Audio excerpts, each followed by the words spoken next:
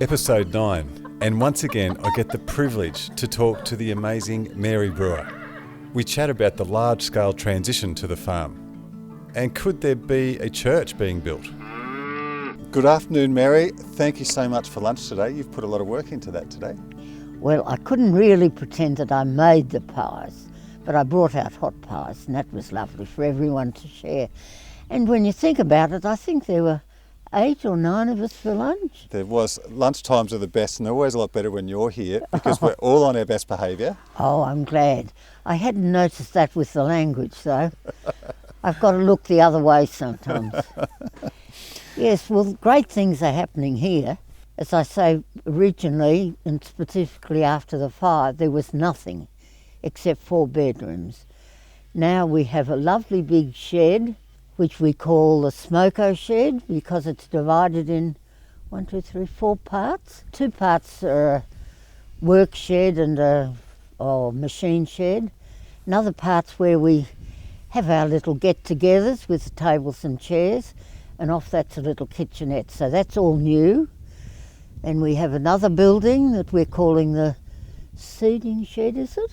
The potting shed. Potting shed. But I still want to name it St Michael's. It is St Michael's. It's definitely St Michael's. Good. You and I got that covered. I was hearing that Mick, a good friend of Judy's and the family, who was going to build a shed, and I imagined 4 posts and a corrugated iron sloping roof and maybe a bit of wood on the side. And I wasn't here when it started, and when I came out to see it half built, there it is standing with 4 walls and almost a Gothic cathedral roof. And I said I thought it was going to be a shed. This is more like a church. And at that stage it had a little peaky roof that was not filled in, and I said, oh, well, I'll make a stained glass window and we'll call it St Michael's because Michael's built it. But it's built now as a lovely shed, big enough to have half a dozen people sleeping on the floor. Absolutely. It's a beautifully made shed. And all the veggie gardens? Yes, we've got veggie gardens in raised beds so that if we've got disabled people here or people in wheelchairs, they can reach the gardens. And what's this area down here that Leanne's been working on? We've got all sorts of little areas down here. Leanne has an area down there that's going to be called the grotto, is that what we call it? Judy has a piece of artwork that she bought in Italy. It was made by one of the Di Piazzas that we have some relation to, and she wants to put it here. So we've got a little place called a grotto, which is a sunken garden with, what does she call it, a sensory garden around the side, so you can walk in with all sorts of lovely scents. And you can touch and smell and feel. And feel them as you go by. We're calling it the grotto because we're going to put the Madonna that she got there on the wall. And I think she's planning to have little lights or waterfall or something around it to make it a grotto. But it's in the stage still of being made. Hasn't this happened at a rapid pace though? Oh, it's amazing what's done. And it's so lovely for me to still be alive to see it. Do you feel okay about this transition? Oh, I'm absolutely delighted. Can't think of anything better. Judy's getting on. She won't be able to farm forever. Her husband Tim's gone to God, so there comes a limit to what you can do physically. So she'll still have the farm, but it'll be much smaller. And hopefully for another 10, 20, 30 years, she can enjoy what we're doing here. But there's plenty of activity here. I worried about you a couple of years ago when we were pulling down an old shed or moving an old shed, thinking Mary probably built this. Oh yeah, well, fair enough. Or planted this tree, but we seem to have got over those few little hurdles. Oh, it doesn't worry me a scrap. I'm delighted. Maybe some of the garden had disappeared because I had quite a garden, but no, I'm thrilled with what's happening. Tell me about Davo. He's instrumental. Well, Dave, when we first discussed doing this job, changing the farm part into enclosing the area that we just called the house paddock, and doing something with it. We knew we needed someone to help us. Dave particularly came, when we first started, came from scratch and levelled the ground, put in posts, does all sorts of things. He has a big excavator, but he's made such a change in the place, and I can hear him down there now. Yeah, he's always making a noise, and he always turns up at the wrong time. That doesn't matter, does it? No, he's been instrumental here. I can't believe what he's done. And it's absolutely amazing. I am going to talk to him on a podcast in a few weeks' time, and yes, I might need you to help with that interview because you two are characters. Oh, I don't know about that, but we haven't mentioned anywhere that the farm has a creek down the bottom. I want to talk about the broader farm too, because this is a massive transition that's happening to that at the moment too, isn't it? So tell me.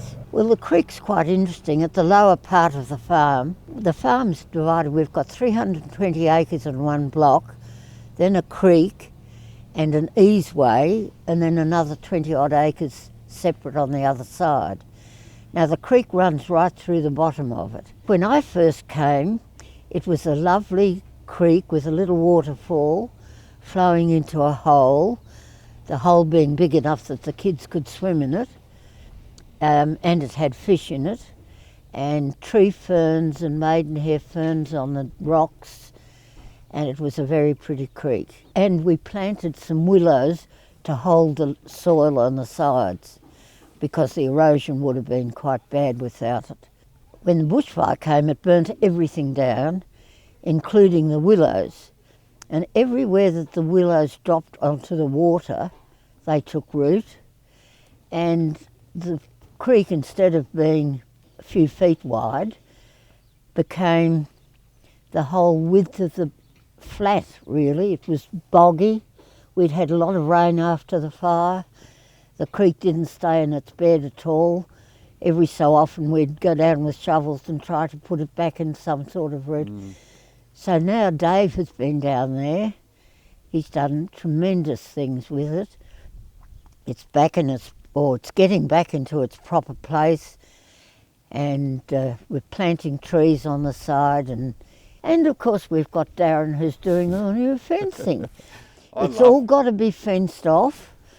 The Water Catchment Department has a say in what goes on, and they and Judy have worked together on a scheme where they're working on putting the creek in the right place, but fencing it off. So there's a lot of fencing, and we find when we're doing that the original fences were all in the wrong place. We have been using land that wasn't really ours, and we've now surveyed it and got them back into the right places.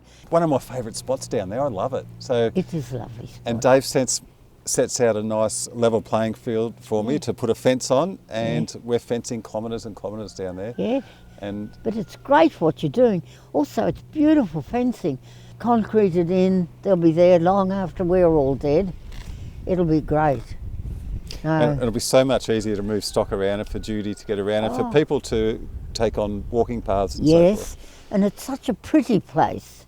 As the trees grow up, it'll be very pretty down there with the running water. But I don't think we'll ever have as much water in it as we used to, because they've put a little weir up further where it starts. And then this runs down through next door and becomes Barwidgee Creek. It's mind-boggling what's happened, and I love that. Oh, it's absolutely. Tell me, do you have to get the whip out for Davo or Judy? Oh, absolutely. I've got two whips hanging there, one for me and one for Judy. We get behind Dave on his excavator and he doesn't take any notice of us. And Dave works so hard. Often after I've gone back and I'm in town and talked to Judy on the phone, she'll say, Dave's still working down the creek. He's already done 12 hours. He's a hard-working man and very clever. He's incredibly clever. Before he started down the creek at all, as I said to you, the place runs on spring water. We had little dams all over the place, well, entirely for feeding the cattle, but mostly ones that had been dug out with a blade on the front of the tractor and got a bit deeper and then made a little bit bigger or pushed around a bit, but without anything other than a blade on the tractor. And then Dave has come in with this machinery, and he said, oh, well, you've got water running uphill. The water can't get from here to there. And we said, oh, well, it's always been like that, and it would only be because it flooded and boggy, and we've dug the bog out that the water's there. So Dave has worked out exactly where the dam should be. He's put pipes connecting them, little, what does he call them, swills? Swills? Guiding the water down. So it goes from one dam to another and finishes up down the creek. But it's made a huge difference to the feeding on the farm because we've now got a dam in every paddock. And with new fences, we've got a lot of little paddocks that we hadn't got. And what's even more, we've got gates that work. We often had gateways, but they often didn't have gates in them. And the gates would perhaps have been there sometime, but we hadn't replaced them. I'm swinging a new gate this afternoon. Will you come and help me? Oh, sure. Or do you want that cushy job in the excavator again? No, but I'll put a cushion in the mule to take it down and a walking stick. Or perhaps I should get the whip. Well, the whip will do, for sure. Yes, I could. No, we're very, very happy with the people who are helping us here. Dave and Darren and Mick. Leanne does an amazing job with the garden. Doing the outside jobs. Yes, she's there. She there. is. Hello, Leanne. Right there. Guys. What are you doing today, and Leanne? has put up the veggie garden. I've been pruning roses and stinking the place up with lime sulphur.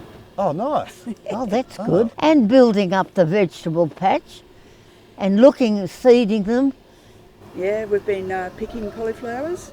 Are you picking them already? Picking cauliflowers, yeah, they're a little bit late this year, Mary, because the weather stayed warm for so long. Yeah. All the brassicas were just so slow, so we haven't got any broccoli yet, unfortunately. Well, that's all right if we've got cauliflower, silver beet. Silver beet, and kale, that other blue stuff. The kale. Yes, kale. Yeah, and snow peas. Yes. So hopefully before long we'll have some cabbage and some broccoli, but it's very slow this year because of the strange weather. Yes. So. Sensory garden you're building. You've been talking about the sensory garden? Yes. What have you put in it? Quite a few herbs, thyme, oregano. Rosemary?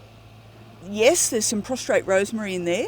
And I've also just put things like different colours, different textures, like lamb's ear, some grey foliage things that'll have different coloured flowers, even as simple as some of the purple convolvulus and seaside daisies, and just really contrasting foliage and colours. Separating the perfumes. Yeah, and the whole idea of the sensory garden is that, it'll stimulate your sense of smell and sight and touch. Feel. So a little bit of a way to go there. It's a massive wall that we're doing. Yes, it's lovely. Yeah, so hopefully once the weather starts to warm up, we'll get some more different plants into the nursery and I can still diversify it a bit more with that. When she says nursery, she means St Michael's. Oh, right. Leanne, can I have a chat to you in a few days' time? Because I want to talk about the sensory garden and the veggie garden and what you're growing. I want to talk about companion planting, what the bees are up to. Can we chat to you in a few days' time? Absolutely. Leanne's my gardening encyclopedia too, by the way, so I can't wait to chat to her. Don't talk me up too much, please. All right, Mary, Yes, that good. might nearly end our episode for today. We all love you, Mary. Thank you so much for chatting. Well, we It's a love you privilege. in return, and we wouldn't be here without you, and we certainly wouldn't have all those lovely fences down the creek. Oh, thanks. You're very kind, Mary. All right, we'll chat to you again soon. Thanks, That's Mary. good. Privilege. Thanks for having me.